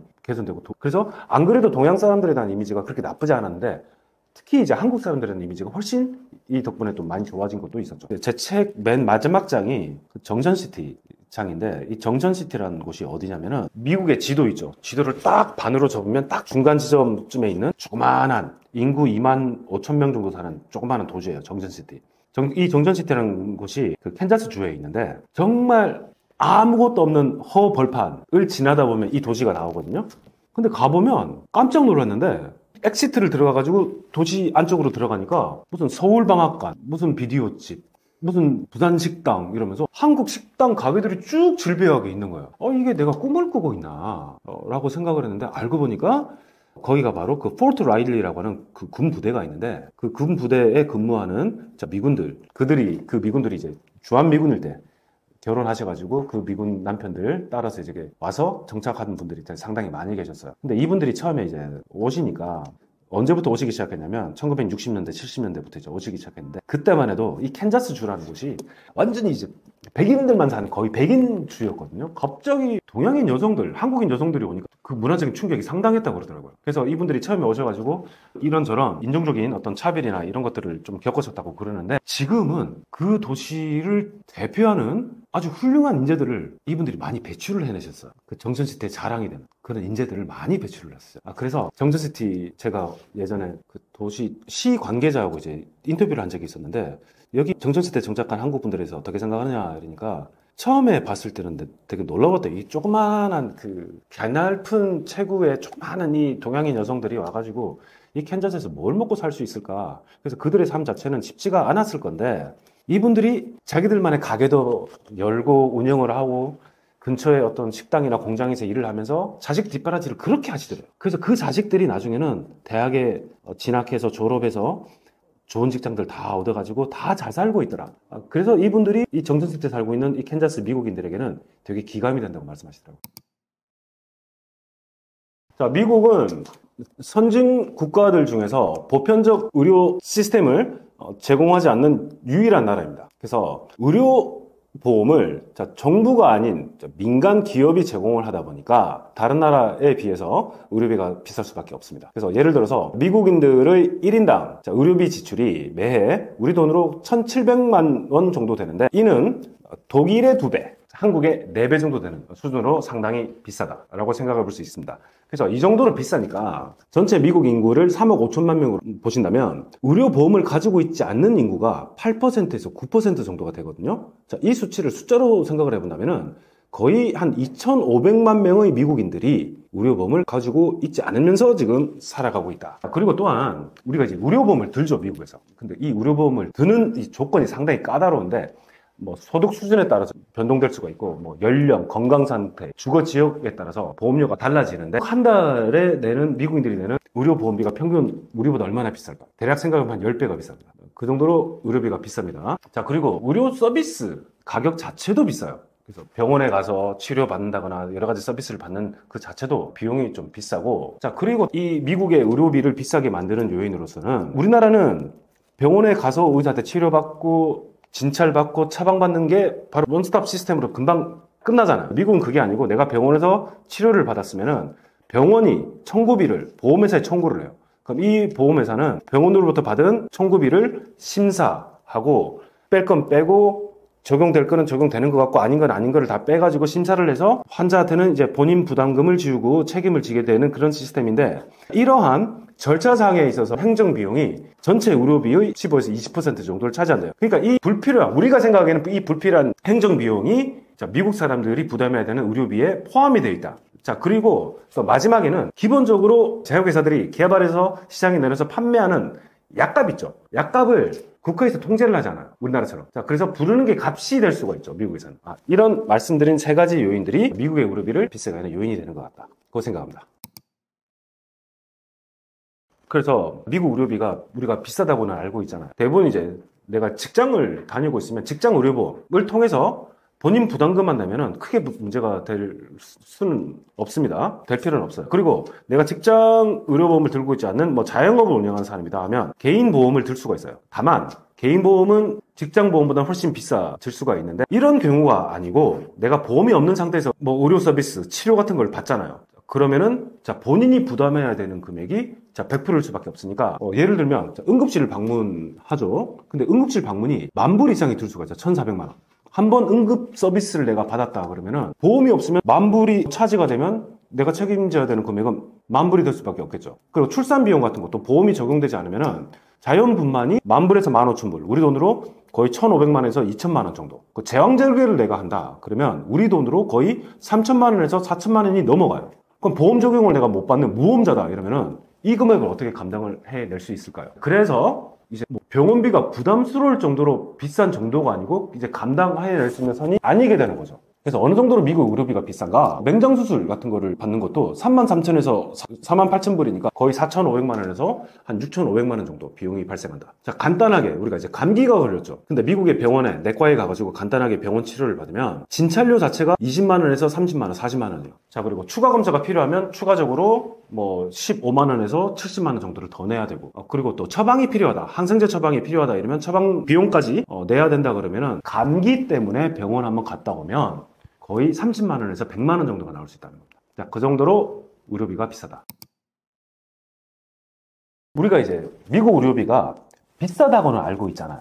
근데 이제 논란이 되는 이유가 뭐냐면 정상적인 상황에서 내가 직장보험을 들고 있는 사람이다. 예를 들면 이번에 그 총격 맞아서 사망한 유나이티드 헬스케어 그 CEO가 사망을 했잖아요. 근데 이 유나이티드 헬스케어 같은 의료보험 회사들에 대해서 너무도 많은 미국인들이 불만을 가지고 있어요. 어떤 불만을 가지고 있느냐? 이 의료보험 회사들이 병원에서 이제 의료비에 관한 청구비가 들어가면은 3D라는 형식으로 최대한 이윤을 남기려고 노력을 한대요. 이 3D라는 것은 첫 번째로 거부, deny, 지연, 딜레이, 세 번째 방어, defend라는 형식으로 3D 형식으로서 자기들의 이윤을 극대화시키면서 환자들은 등한시한다는 그런 정서가 많이 퍼져 있다고 그래요. 그래서 많은 미국인들이 이 의료보험 회사들은 사람들을 인간이 아닌 숫자들처럼 대한다로 보는 정서가 만연해 있다. 그래서 어떤 분이 이런 댓글을 남기셨는데 이게 인상이 깊었는데 이분이 이렇게 말씀하셨어요. 유나이티드 헬스케어가 제 보험회사였습니다. 본인은 만성질환이 있는데 청구가 들어가면 끊임없이 거부를 한대요. 그래서 매일 거부, 그리고 어떻게 청구가 처리가 되는지 기다려야 하는 시간, 어떻게 또 잘 되고 있는지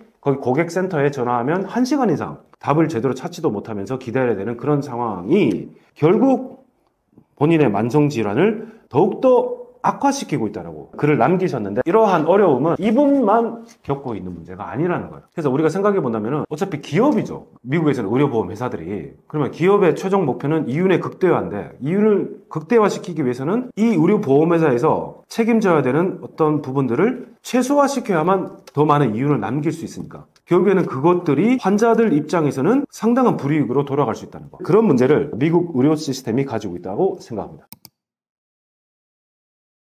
한 예를 말씀드려 보겠습니다. 아주 가깝게 지내는 그 외국인 여자 미국인 교수님이 계세요. 근데 그 남편분도 한국에서 학생들을 가르치시는데 그 남편분께서 이제 만성 질환 때문에 너무 아프세요. 그래서 한국에서 큰 수술도 여러 번 받으셨는데 딸이 2명이 있어요. 그래서 이 딸들이 커가니까 자꾸 영어를 까먹고 거의 자기들이 한국 사람인 줄 안대요. 그래서 미국으로 돌아갈까 되게 고민을 많이 하는데 못 돌아가는 이유가 남편 때문에 못 돌아가시겠대요. 왜냐면 남편의 지금 의료적 상황으로 미국을 돌아가면 치료를 받고 싶을 때 어마어마한 의료비가 나갈 수 있다는 걱정 때문에 당분간은 남아있고 싶다라고 이제 말씀을 하시더라고요. 그래서 그분한테 여쭤봤어요. 그러면 한국 의료 시스템을 어떻게 생각하느냐라고 여쭤보니까 너무도 좋대요. 그 어떤 점에서 좋냐면 첫 번째, 비용이 합리적이고 저렴하대요. 그래서 본인도 이제 미국에서 나오고 자라서 나중에 성인이 되고 30대 때 한국으로 넘어오셨으니까 그 전에 자기가 지불을 해야 했었던 미국에서의 의료 비용하고 비교가 될 거잖아요. 그래서 이분 보시기에는 미국에 비해서는 너무도 의료비가 저렴하고 예를 들어서 이제 미국에서 MRI 한번 촬영을 한다고 그러면 그 비용이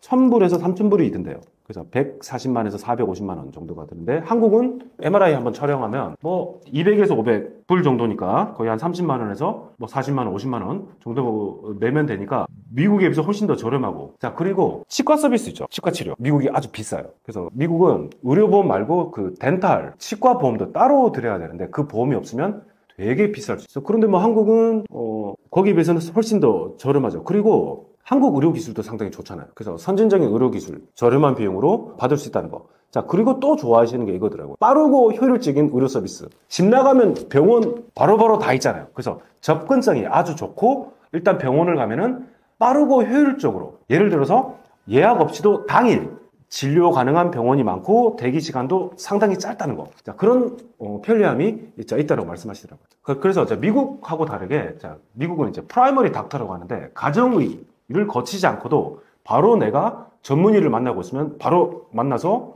같은 날 진료받고 검사받고 처방까지 가능한 그런 시스템이라서 그런 면에서 훨씬 미국적인 의료 시스템보다 좋다라고 말씀을 하셨습니다. 자, 그리고 많은 한국 병원들이, 특히나 이제 대형 병원에서 외국인 전용 국제 진료센터 같은 거를 운영을 해가지고, 예를 들어서 서울대병원, 아산병원, 삼성병원 등에서 그런 서비스를 제공을 해서 보다 더 수월하게 외국인들이 의료 서비스를 받을 수 있도록 그렇게 제공을 하는 그런 좋은 시스템을 한국 시스템이 갖추고 있다고 생각합니다. 자, 그래서 결론을 말씀드리자면은 한국의 의료 시스템은 저렴하면서도 수준 높은 의료 서비스, 그리고 빠른 진료. 이 빠른 진료란 게 우리는 이게 당연한 거잖아요. 병원 가서 치료받고 창구에 가서 처방전 받았습니다 이렇게 하고 그 옆에 나가면 근처에 있는 약국 가가지고 약 받아서 가는 그런 시스템이잖아요. 미국은 그런 시스템이 아니라는. 그래서 병원이 따로 보험회사에 청구를 하면 심사해서 뭐가 적용되고 본인 부담금은 얼마고 또 이거는 디나이 된다라고 하는 그런 복잡한 절차를 가지고 있는데, 그런 면에서는 한국 시스템은 아주 빠르고 정확하고 편리하다라고 생각해 볼 수 있고, 그리고 다양한 또 의료 관광 옵션 덕분에 외국인들에게 인기가 많습니다. 그래서 특히 미국이나 유럽에 비해서 고품질 의료 서비스를 합리적인 가격에 받을 수 있는 곳이 한국이다라는 인식이 있다는 거. 예전에 이제 한국에 이제 들어왔어요. 근데 제가 미국에서 6년을 강의를 했는데 그 중에 가르쳤던 중국계 미국인 여학생이 있었는데, 제가 이제 한국에 가고 나서 석 달 뒤인가 저한테 연락이 왔더라고요. 자기 시어머니가 미국에서 식료품 가게, 큰 미국, 중국 식료품 가게를 운영을 하시는데 시어머니하고 시아버지가 그 다음 주에 한국으로 오신대요. 웬일로 오시냐? 한국에서 그 풀 성형 수술을 받으러 시아버지랑 같이 가신다고, 한국에 오신다고. 그래서 저한테 이제 에스코트를 좀 부탁을 하더라고요. 인천공항에서 픽업을 하셔가 보니까 숙소가 청담동 옆에 있더라고요. 그래서 옆에 있는 그 숙소까지 좀 모셔다 드리면 안 되겠냐라고 해서 제가 그분들이 그 다음 주에 오셨더라고요. 시어머니하고 시아버지하고 중국 분들인데 오셔가지고 내리셔서 중국계 미국 분들인데 차를 모시고 청담동 근처에 숙소에 내려다 드리고 그 다음날 다시 만나서 이제 그분들이 가고 싶어 하시는 성형 받을 수 있는 그 병원 있죠. 병원을 이제 모시고 갔죠. 그래서 견적이 얼마 나오는지 제가 이제 통역도 해드리고 이렇게 했죠. 그래서 뭔가 받고 싶으신 게 정말 많이 있으시더라고요. 그래서 그때 그분 견적이 그때 3천만 원 나왔어요. 3천만 원. 그러니까 3천만 원 정도 나왔는데 현금으로 지불하시면 디스카운트 해주신다고 이렇게 말씀을 하시는 것 같더라고요. 그래서 그분이 시술을 하고 한 1주, 2주 회복하시고 이제 돌아가셨죠. 근데 제가 정말 그때 깜짝 놀랐던 게 그 성형 병원 받을 수 있는 그 병원에 가보니까 어마어마하게 많은 외국인들이 있더라고요. 수술을 받고 회복하고 또 수술을 받으러 오려고 하는 외국인들이 정말 많이 있더라고요. 그래가지고 그분들 도와드리고 이제 보내드렸는데 이제 그 상담이 끝나고 약간 나가려고 하는데 그 병원 실장님인가 저를 부르시더라고요. 그래서 커미션을 몇 프로 드리면 되겠냐고. 근데 그게 무슨 말인지 몰랐죠. 그러면 5%면 되겠습니다. 10%면 되겠습니다. 7%만 주십시오. 나중에 아니까 그런 건가 싶더라고요. 그래서 그때 저 순진한 마음에 아는 학생의 부모님, 미국 학생의 부모님을 제가 모시고 온 것뿐이다. 안내해드렸을 뿐이다. 그래서 아무것도 못 받고 왔던 기억이 있습니다. 그만큼 한국의 의료 시스템 서비스를 아주 선호하는 외국인들이 아주 많이 있다. 미국을 가셔가지고 이제 공항에 내리시잖아요.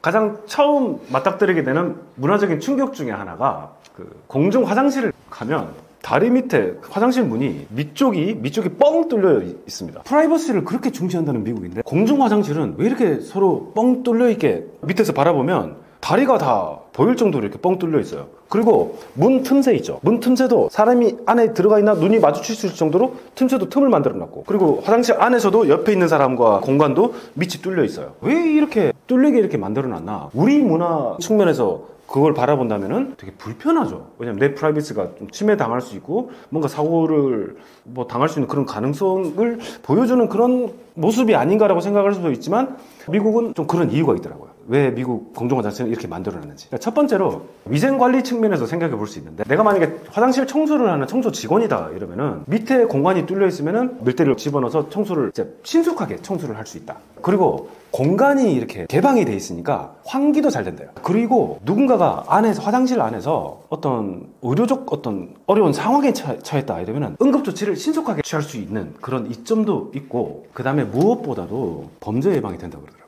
대표적으로 공중 화장실에서 생길 수 있는 어떤 성범죄 같은 것도 방지를 할 수 있는 어떤 그런 치안 개념에서도 이 공간을 그렇게 개방시켜 놓는 그 이유로 우리가 생각해 볼 수 있겠습니다. 왜냐면 이게 그 영국에서 이제 건너온 법인데, 예전에 영국에서도 산업혁명이 발전할 때 많은 어떤 빈민들이 이제 거리로 내몰리게 되는 상황들이 많이 있었는데, 이제 정부 생각에서는 이 사람들이 이제 무질서와 사회 혼란을 야기시킨다라고 봐서 어떤 뭐 질서 유지법 같은 게 있었대요. 자, 이 법이 나중에 영국이 미국을 식민지화하면서 식민지의 어떤 사회적인 질서를 유지하고 경제를 도모하기 위한 어떤 질서 유지 차원에서 그 법을 그대로 가지고 왔는데, 자, 그 법이 이제 배회금지법입니다. 근데 이 법은 지금도 시행이 되고 있습니다. 저도 이런 법이 있는지 몰랐어요. 근데 저랑 같이 공부했던 유학생 후배가 있었는데, 이 친구가 밤에 공부를 하다가 그 기숙사 바깥에 있는 근처에 있는 공원에 잠시 바람을 쐬러 간다고 그래요. 밤 10시에. 그래서 바람 쐬러 간 친구가 집에 돌아오지 않고 어딜 갔나 아니면 따로 뭐 잠을 자러 갔나 라고 생각하고 저는 잠에 들었는데, 새벽 2시에 이 후배한테 전화가 온 거예요. 너 지금 어디냐? 라고 물어보니까 경찰서 유치장에 있다고 그러더라고요. 너희가 그 유치장에 왜 있냐? 바람 쐬러 간 친구가 왜 유치장이니까 경찰이 자기를 잡아갔대요. 그래서 무슨 일 때문에 잡아갔냐 이러니까 그 공원에서 한국에 계신 가족분들 할머니가 그리워가지고 밤하늘에 별을 바라보면서 가족들 생각하고 있었대요. 근데 이제 경찰이 오더니 너 지금 뭐 하고 있냐고. 그래서 후배가 있는 그대로 이야기했대요. 밤하늘에 별을 바라보고만 있었다고. 그거밖에 안 하고 있었네요. 그러더니 경찰이 그런 말을 하더래요. 이 공공장소인 이런 공원 같은 곳에서 아무것도 안 하고 가만히 서 있어도 법률 위반이 될 수 있다. 그래서 너를 체포하겠다 이래가지고 이 후배가 이제 체포돼서 간 거예요. 그래서 새벽 2시에 전화 온 이유가 뭐냐면 보석금 500불을 내면은 풀려준다고 했으니까 빨리 그 현금 지급기 같은 데 가가지고 현금 뽑아가지고 저 좀 빼주세요 이렇게 이야기를 하는 겁니다. 그래서 부랴부랴 이 돈을 빼가지고 보석금 내고 이 후배를 이제 제가 밖으로 이제 나오게끔 해줬던 기억이 있는데, 그래서 그때 배회금지법이라는 게 있는 거를 이제 알게 되었죠. 그래서 배회금지법의 이제 목적이 뭐냐면 공공질서 및 뭐 안전 유지라고 합니다. 특히나 이제 공공장소, 뭐 공원, 상업지구, 뭐 학교 같은 곳에서 무단으로 머무르거나 가만히 있거나 또 어슬렁거리는 행위. 그래서 미국에 가보시면은 가끔씩 어떤 사인들이 있어요. No loitering이라고 있습니다. 배회 금지. 여기서 배회하지 마세요라고 있는데, 이걸 왜 공공장소에서 금지를 하냐면 아무것도 안 하고 가만히 있으면서 어슬렁거리면은 경찰들 입장에서는 이 사람들이 잠재적인 범죄를 저지르려고 저러고 있는 게 아닌가, 혹시 남모르게 마약 거래를 하려고 저러고 있는 건가 라고 하는 그런 의심이 든대요. 그래서 경찰들은 그런 배회를 아무 목적 없이 하고 있는 사람들한테 법적 제재를 가할 수 있는 그런 권한을 가지고 있다. 그런데 이 배회금지법이 지금도 많은 논란과 이제 비난을 받고 있는데, 대표적인 이유가 뭐냐면은 법률 조항 자체가 모호하다는 거예요.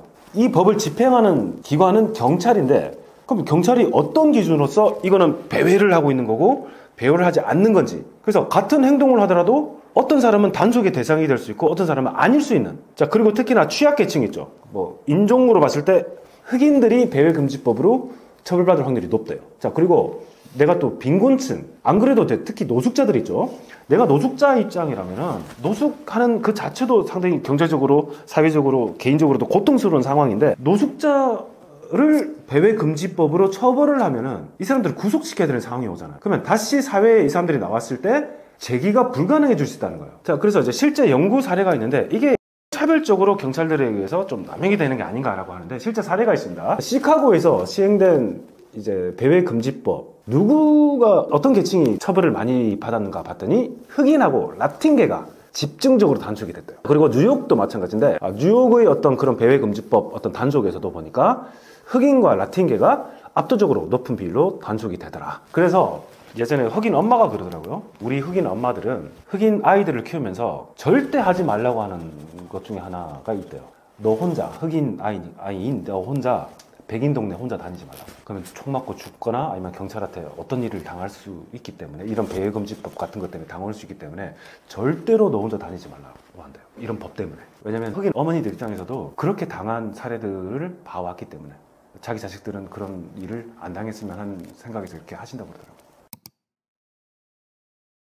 수박이 아프리카에서 오신 거 알죠? 그래서 이 수박이 미국으로 어떻게 건너왔냐면은 아프리카 노예 무역선과 함께 이제 미국으로 이제 오게 되는데, 노예들과 함께 오게 되는데, 그 흑인들이 주로 이제 사탕수수 그리고 목화 농장, 면화 농장에서 이렇게 고된 노동을 하고 살았잖아요. 유일하게 백인 주인들이 흑인들한테 재배해도 괜찮아라고 허락을 해줬던 작물이 이제 수박이었다고 그러더라고요. 그래서 흑인들한테는 그 더운 여름에 그나마 자기들의 어떤 목을 축일 수 있고 또 도움을 줬던 게 수박이어서 그들의 어떤 애완과 함께 해왔는데, 이제 노예 해방이 되고 나서 흑인들도 뭔가 자신들만의 어떤 길로 돈을 벌고 싶은 생각이 들 거 아니에요. 또 기업가적인 어떤 그런 기질도 좀 발휘하고 싶고, 그래서 흑인들이 경제적인 독립을 위해서 이제 작물을 재배했는데 그 중 하나가 수박이었어요.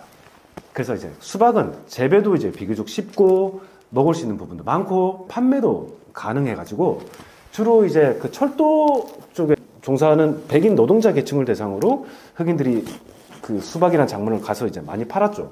그래서 이 수박이 궁극적으로는 흑인들의 경제적 자립을 이루는데 중요한 역할을 했어요. 자, 그걸 본 백인 우월주의자들이 흑인들이 경제적으로 자립해 나가는 걸 보니까 되게 위협을 느껴요. 그래서 이래서는 안 되겠다 싶어서 수박을 이용해가지고 흑인들을 조롱하는 방식으로 차별적 이미지를 만들기 시작해요. 하나의 프로파간다죠.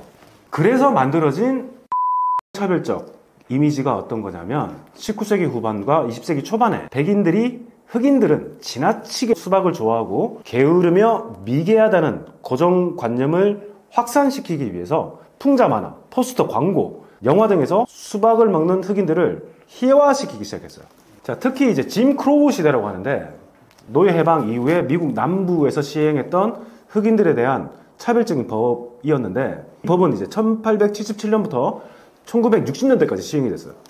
자, 이 기간 동안에 수박을 통해 가지고 흑인들은 단순하고 어리석고 열심히 일하지 않고 그 작물만 섭취하는 빈둥거리는 사람이라는 이런 왜곡된 이미지가 강화가 되기 시작했어요. 자, 그러면서 이제 1900년대 초반에서도 특히 이제 할리우드 영화 같은 걸 보면은 흑인들이 수박을 아주 개걸스럽게 야만적으로 먹는 이 바보 같은 게으른 존재라는 그런 이미지가 이제 계속해서 이제 덧씌워지게 되는데, 정부 차원에서도 어떤 선전물을 만들 때 이런 이미지를 사용해가지고 흑인들은 미성숙하고 무책임한 존재로 계속 묘사하는 경우가 많았어요. 자, 그래서 오늘날에도 흑인들 입장에서는 수박과 본인들이 연결 짓게 되는 어떤 그런 경우가 있거나 어떤 농담을 누군가한테 이렇게 듣게 된다면은 아주 차별적인 행동으로 받아들일 수가 있다는 거예요. 그래서 일부 무지한 백인들 같은 경우나 비백인들이 수박을 그냥 단순한 과일로 생각하죠. 하지만 흑인 커뮤니티에서는 수박이 역사적 차별의 상징으로 여기는 경우가 많이 있습니다. 제 개인적으로 아주 친했던 대학원 동기 중에 한 명이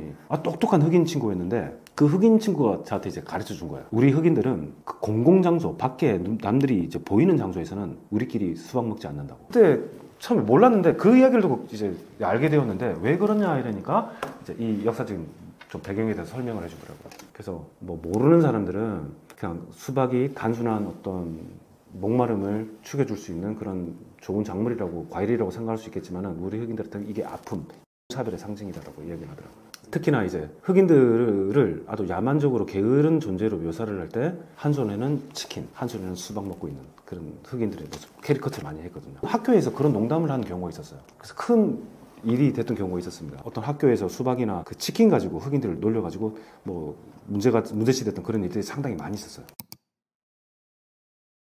흑인들이 말하는 N-word라고 있습니다. N자로 시작하는 단어. 흑인을 비하하는 단어죠. 그 마틴 루터 킹 1964년도 연설문을 보면은 우리 흑인들은 여전히 자유롭지 못하고 속박당하고 살고 있다고 하는 그 유명한 연설문이 있죠. 워싱턴 연설문이 있는데, 그 연설문에 1960년대 우리 흑인들을 지칭하실 때 마틴 루터 킹 목사께서는 니라고 묘사를 하세요. 우리 니들은 여전히 자유롭지 못한 속박에 굴레에서 여전히 고통을 받고 있다라고 말해요. 그래서 1960년대까지만 해도 라는 표현은 일반 흑인들을 지칭하는 그런 그냥 보통 명사였습니다. 그러다가 민권운동 1960년대 본격적인 흑인 민권운동이 시작하면서 흑인들 사이에서 이 이름은 백인들이 자기들을 아프리카에서 반강제적으로 노예로 데리고 올 때 백인들이 붙여줬던 이름이었다고 생각을 해요. 그러면 백인들이 자기들을 white people이라고 하듯이 그럼 우리도 우리를 black people이라고 하자. 그래서 그 이후에는 더 이상 안 쓰게 돼요. 그래서 black people이라고 흑인들이 선택한 정체성인 용어로서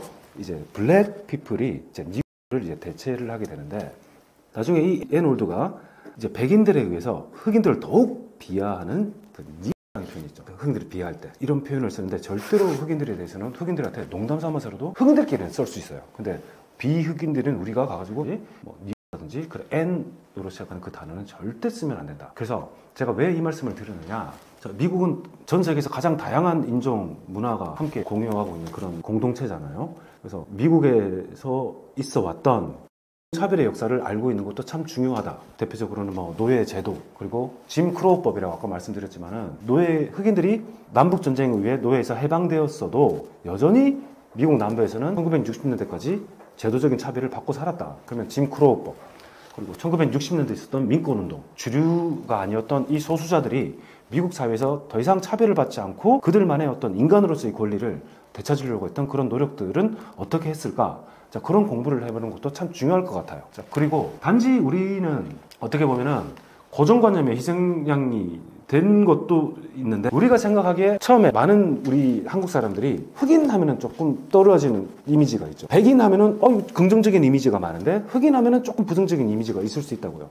그럼 그런 어떤 색안경을 끼고 볼 수 있는 그런 거를 탈피를 하고 싶으면은 다양한 사람들과의 교류를 해보는 것도 나쁘지가 않다. 그래서 흑인, 아시아계, 라틴계, 미국 원주민들, 그런 사람들과의 어떤 교류, 그리고 이들이 겪었던 어떤 차별과 불평등, 그리고 다양한 경험의 이야기도 실제 경험해 볼 수 없다면은 책으로라도 한번 공부를 해보는 것도 참 중요할 것 같습니다. 제가 경험한 걸 기준으로 한국인들이 직접적인 차별을 뭐 대놓고 당하지는 않는 것 같지만은 보이지 않는 타자라는 말이 있어요. 아시아계 사람들을 보이지 않는 타자, 있어도 그만 없어도 그만인 존재. 그러니까 그렇게 신경 쓰지 않아도 될 존재라고 생각하는 그런 어떤 시선들이죠. 어떤 내가 큰 공경 같은 걸 겪었을 때, 어떤 차별적 상황을 겪었을 때 그냥 무시하고 지나가 버리는 거죠. 동양 사람들은 좀 보이지 않는 존재라는 시각? 예를 들어서 비행기가 되게 딜레이가 된 적이 있었어요. 공항에서 예기치 않게 몇 시간을 기다려야 됐었는데, 같은 고객이 컴플레인을 하더라도 내 목소리는 잘 안 들어주는 그런 느낌? 항상 내 목소리는 좀 뒷전이라는 느낌을 겪는 경우가 좀 있지 않았나. 없는 존재감. 그렇지만 내가 어떤 타이틀을 갖고 있는 사람이다, 있잖아요. 뭐 직책을 좀 갖고 있는 사람이다 하면 거기에 대한 리스펙트는 좀 있죠. 근데 그렇지 않는 어떤 일상적인 어떤 상황에서는 겪어볼 수 있는 그런 상황들이 있지 않을까. 어떤 사회든지 그런 면은 좀 없잖아 다 있을 것 같아요. 왜냐면 우리나라에서도 이주 노동자들이나 외국인들이 좀 많이 있잖아요. 같은 컴플레인을 받을 때 일반 한국 사람들보다 이 사람들의 목소리가 비슷하게 반영이 될까 생각해 본다면 좀 아닐 수도 있을 것 같은 느낌도 있습니다. 근데 참 그 차별이라고 그러면은 힘을 가지고 있는 그 사회에 힘이 없는 소수에게 가하는 폭력이잖아요. 근데 차별은 같은 동양 사람과 흑인 사이에서도 존재할 수 있다는 거 있잖아요. 그 흑인들에 의한 동양 사람들에 대한 어떤 차별도 있다는 거예요. 특히나 그게 극명하게 드러났던 게 팬데믹 때였고요. 왜냐하면 특히 흑인 빈민촌 같은 곳에서 이제 흑인 아이들이 특히 이제 어디 갈 데가 없으니까 흑인 아이들 같은 놀이터가 미용용품 가게들이에요. 가가지고 이것저것 액세서리도 좀 보고 구경하고 거기서 시간 보내고 하는 게 그 같은 곳이었는데, 그때 흑인들이 어떤 흑인 분을 만났는데 그분이 어떤 이야기를 나타내시냐면, 이 한국인들은 우리 게토에 우리를 파괴시키기 위해서 미국 정부가 보낸 사람들이다 라고 이야기를 해요. 왜냐하면 자기들 상식으로는 어떻게 그 뷰티 서플라이 샵, 그 미용용품점을 하나 여는 데는 일단 재료 같은 거를 다 구입을 해야 될 거 아니에요. 도매를 통해서라도. 비용이 엄청 들 건데 어떻게 한국 사람들이 갑자기 딱 나타나가지고 저 가게를 딱 열지? 이해가 안 된대요. 분명히 정부의 지원을 받아가지고 우리 공동체를 파괴시키려고 할 것이다. 왜냐면 우리 흑인 동네에 있는 돈은 이 한국 사람들이 다 긁어간다고 생각하는, 인식하는 사람들도 꽤 많이 있었어요. 그래서 정부의 음모라고 그러더라고요. Government Conspiracy라고 그러더라고요. 차별적 시선은 어디에서나 다 존재할 수 있죠. 인종 간의 어떤 갈등, 요즘에 우리가 또 경험하는 게 또 젠더 갈등이잖아요. 뭐 젠더 갈등도 한국에서 또 극명하게 또 그리고 정치적인 갈등들 그런 거를 생각해 본다면은 연대 의식 있잖아요. 우리는 연대를 해야 될 존재지 맞닥뜨려서 대발 그런 사회적인 구성체들이 아니라는 좀 생각을 가지는 게 좀 중요하지 않나라고 좀 개인적으로 좀 말씀을 드려봅니다. 연대의식, 공감을 가지면 그런 감성을 가지고 이제 살고 있으면 한국에서 살든 미국에서 살든 그 어디서 살든 아주 인간적인 대접을 받으면서 잘 살 수 있을 거라 저는 생각을 해요. 그거를 제 지도 교수님이 있었던 저 유대인 교수님께서 참 잘 보여줬던 것 같습니다. 언제나 열린 마음으로 따뜻하게 어려움이 있을 때마다 항상 손을 잡아주셨어요. 혹시 또 힘든 일 없었냐? 좋은 일 다 생길 거니까 내가 도와줄게 하면서 항상 손을 잡아주셨어요. 그래서 아까 말씀드렸지만은 그 사람의 마음을 움직이는 힘은 그 아픈 몽둥이가 아니고 따뜻한 마음에서 나오는 그 따뜻한 손길이라고 그때 깨달았죠. 그러면 어떤 공동체든지 따뜻하고 좋은 곳으로 만들어줄 수 있지 않을까 말씀드리면서 마무리 짓겠습니다. 감사드립니다.